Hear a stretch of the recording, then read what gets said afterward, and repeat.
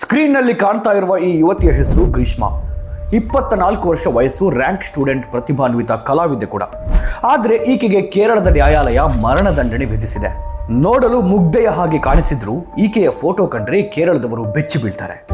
ನ್ಯಾಯಾಲಯ ಒಂದು 24 ವರ್ಷದ ಯುವತಿಗೆ 2 ವರ್ಷಗಳ ಒಳಗೆ ಮರಣದಂಡನೆ ವಿಧಿಸತ್ತೆ ಅಂದ್ರೆ ಆಕೆ ಮಾಡಿರುವ ಕೃತ್ಯವಾದರೂ ಏನಿರಬಹುದು ಹೇಳ್ತೀನಿ ಕೇಳಿ.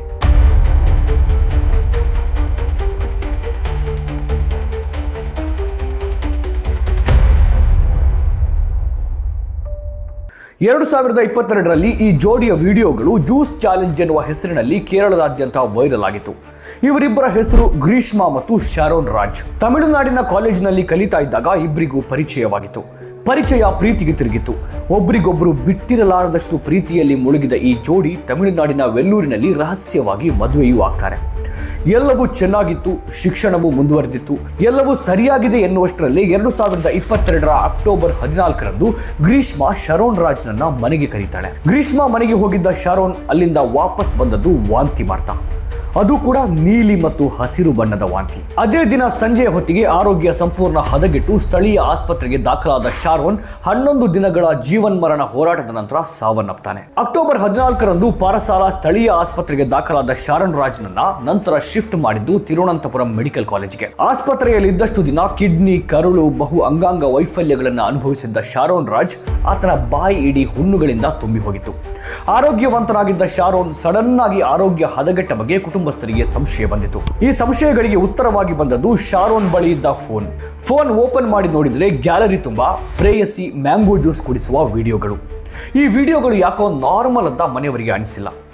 ಅದರಲ್ಲಿ ಅವರಿಗೇನೋ ಸಂಶಯ ಕಂಡಿತ್ತು. ಜೊತೆಗೆ ಗ್ರೀಷ್ಮಾ ಮನೆಯಿಂದ ಅವತ್ತು ಶಾರೋನ್ ವಾಂತಿ ಮಾಡ್ತಾ ಬಂದಿದ್ದ ಅಂತ ಹೇಳಿದ್ದ ಸ್ನೇಹಿತನ ಹೇಳಿಕೆ ಎಲ್ಲ ಸಂಶಯಗಳು ಗ್ರೀಷ್ಮಾ ಕಡೆಗೆ ತಿರುಗುವ ಹಾಗೆ ಮಾಡಿತು. ವಿಷಯ ಏನಂದ್ರೆ, ಪ್ರೀತಿಸಿ ಮದುವೆಯಾಗಿದ್ರು ಕೂಡ ಆ ನಂತರದಲ್ಲಿ ಗ್ರೀಷ್ಮಾಗೆ ಅನುಕೂಲಸ್ಥ ಕುಟುಂಬದಿಂದ ಮದುವೆ ಸಂಬಂಧ ಬಂದಿತು. ದುರಾಸೆಗೆ ಬಿದ್ದ ಗ್ರೀಷ್ಮಾ ಶಾರೋನ್ ರಾಜ್ನನ್ನ ಕೊಲ್ಲಲು ಮೊದಲು ಪ್ರಯೋಗಿಸಿದ್ದು ಮಾವಿನ ಹಣ್ಣಿನ ಜ್ಯೂಸ್ಗೆ ಹೈ ಡೋಸ್ ಪ್ಯಾರಾಸಿಟಮಲ್ ಬೆರೆಸಿ ಜ್ಯೂಸ್ ಚಾಲೆಂಜ್ ಅಂತ ಪ್ರತಿ ಬಾರಿ ಶಾರೋನ್ಗೆ ನೀಡ್ತಾ ಇದ್ಲು.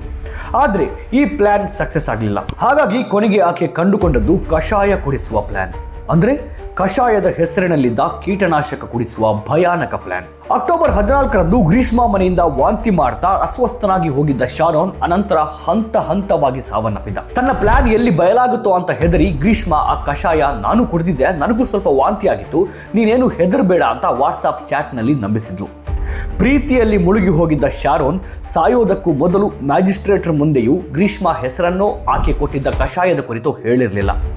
ಆಯುರ್ವೇದ ವೈದ್ಯನಾಗಿದ್ದ ಶಾರೋನ್ ಸಹೋದರ ಆ ಕಷಾಯದ ಹೆಸರೇನು ಅಂತ ಪದೇ ಕೇಳಿದ್ರು. ಗ್ರೀಷ್ಮಾ ಬೇರೆ ಕಾರಣ ಹೇಳಿ ತಪ್ಪಿಸಿದ್ರು. ಆದ್ರೆ ಈ ಎಲ್ಲ ಸುಳ್ಳು ಷಡ್ಯಂತ್ರಗಳು ಶಾರೋನ್ ಫೋನ್ನಲ್ಲಿ ದಾಖಲಾಗಿತ್ತು. 2022ರ ಅಕ್ಟೋಬರ್ 25ರಂದು ಶಾರೋನ್ ಮೃತಪಟ್ಟರೆ ಸಾವಿನ ಬಗ್ಗೆ ಅನುಮಾನ ವ್ಯಕ್ತಪಡಿಸಿ ಮರುದಿನ ಕುಟುಂಬಸ್ಥರು ದೂರು ದಾಖಲಿಸುತ್ತಾರೆ.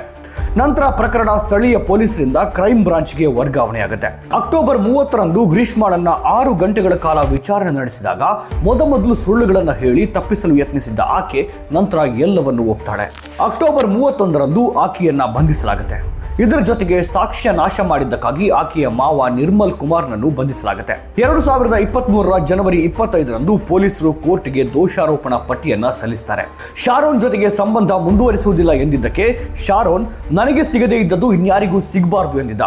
ಖಾಸಗಿ ವಿಡಿಯೋಗಳನ್ನ ಲೀಕ್ ಮಾಡ್ತೇನೆ ಅಂತ ಬೆದರಿಸಿದ್ದ. ಹೀಗಾಗಿ ಆತನನ್ನ ಕೊಂದೆ ಎಂದು ಗ್ರೀಷ್ಮಾ ಹೇಳಿದ್ದಾಗಿ ಚಾರ್ಜ್ ಶೀಟ್ನಲ್ಲಿದೆ. 2025 ಜನವರಿ 17ರಂದು ಗ್ರೀಷ್ಮಾ ಮತ್ತು ನಿರ್ಮಲ್ ಕುಮಾರ್ ದೋಷಿಗಳೆಂದು ಸ್ಥಳೀಯ ನ್ಯಾಯಾಲಯ ತೀರ್ಪು ನೀಡುತ್ತೆ. ಜನವರಿ 20ರಂದು ನ್ಯಾಯಾಲಯ ಗ್ರೀಷ್ಮಾಗೆ ಮರಣದಂಡನೆ ವಿಧಿಸುತ್ತೆ.